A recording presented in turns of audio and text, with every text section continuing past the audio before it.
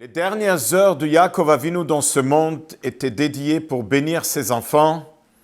Et là, la grande question qui se pose, si c'était important de bénir ses enfants, comment ça se fait que les 3 premiers n'ont pas reçu des bénédictions, c'était des reproches?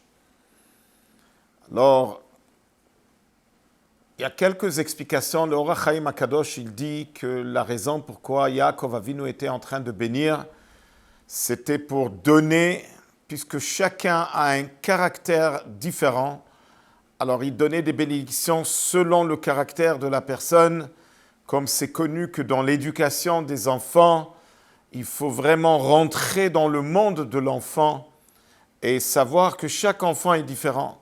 Comme ça, il explique Rabbi Yosef Yitzchak Schneerson dans le livre Klalei HaChinuch Ve'Hadracha. Il y avait une fois une femme qui est rentrée chez le rabbi, elle a dit « Comment ça se fait, je donnais une bonne éducation et la même éducation à tous les enfants, et comment ça se fait qu'il y a un enfant qui a abandonné le chemin de la Torah ?» Le rabbi a répondu « C'est ça le problème, que tu as donné la même éducation. Quand tu sais que chaque enfant, c'est différent, donc il faut donner selon le caractère de l'enfant. » Le rabbi Yitzhak Abarbanel, il vient avec tout à fait une autre explication. Il dit que toute la raison que Yaakov Avinu a donné des bénédictions, c'était pour expliquer pourquoi c'est Yehuda qui va mériter la royauté. Et donc toute la raison, tout est dans la même direction pour expliquer l'importance de Yehuda. Et là, la grande question qui se pose, quand on parle que Yehuda, comme c'est marqué dans le Mechilta, que Rabbi Tarfon était assis avec les Chachamim, ils étaient assis à Yavne, ils lui ont posé la question avec quel mérite Yehuda il a mérité la royauté. Il leur a dit, répondez-vous. Ils ont dit, parce que c'est lui qui a sauvé Yosef. La question qui se pose, mais c'est pas rien que lui qui a essayé de sauver Yosef, il y avait aussi Réhouven. Et si... qu'est-ce qu'il y a de particulier dans Yehuda? Il y a une très belle sikha, comme le rabbi l'explique, il dit que Yehuda, il dépasse Réhouven. Réhouven aussi, il a dit qu'il faut sauver son frère Yosef, mais qu'est-ce qu'il a dit? Qu'est-ce qu'il a proposé? Qu'on le jette dans une puits. Mais avec cela, il n'a pas vraiment sauvé Yosef, parce que cette puits, elle était remplie de serpents et de scorpions.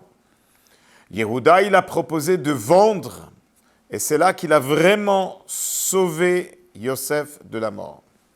Aussi, Yehuda, c'est lui qui a dit, qui a avoué Tzadka mimeni, qu'elle a raison, Tamar, et il a sauvé encore une fois de la mort, elle et ses 2 enfants.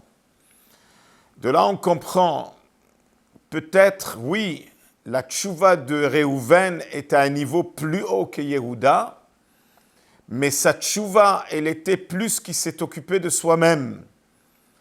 Et la preuve, elle est que si Réhouven n'aurait été pas occupé avec sa tchouva, peut-être il aurait pu sauver Yosef. Mais il n'était pas là. Il n'était pas présent au moment de la vente. Yehuda, Yaakov Avinu lui dit, Miteref béni alita. Le fait que Yehuda, il a montré des qualités d'un roi parce qu'il était là pour se donner entièrement, pour sauver Yosef, et aussi quand il a avoué, là, il a montré qu'il mérite à être un roi. Et de là, on prend une leçon extraordinaire. Un juif ne peut pas être occupé qu'à soi-même, à la perfection de soi-même. Il doit faire Avat Israël. Il doit faire une faveur à un autre juif. Et plus que cela, Ahavat Israël, c'est toute la Torah. Alors même s'il n'est pas dans un niveau très haut,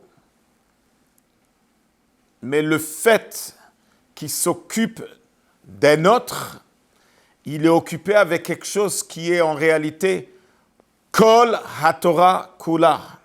C'est toute la Torah. Réhouven, il était occupé à faire tchouva, sur ça qu'il a mélangé, qu'il a changé le lit de son père, et il a amené dans la tente de sa mère, comme c'est marqué, Bilbel Yetzoué Aviv. Il était occupé, mais de cela que Réhouven était occupé avec soi-même, de cela est arrivé l'avant de Yosef, et après l'exil de l'Égypte, qui est la source de tous les exils. Quand Yehuda, il a dit, Tzatka mimeni, elle a raison Tamar. Quand Yehuda, de lui sort la délivrance.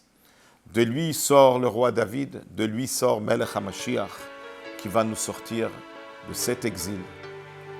Bimhera beyamenu mamash. Shabbat shalom.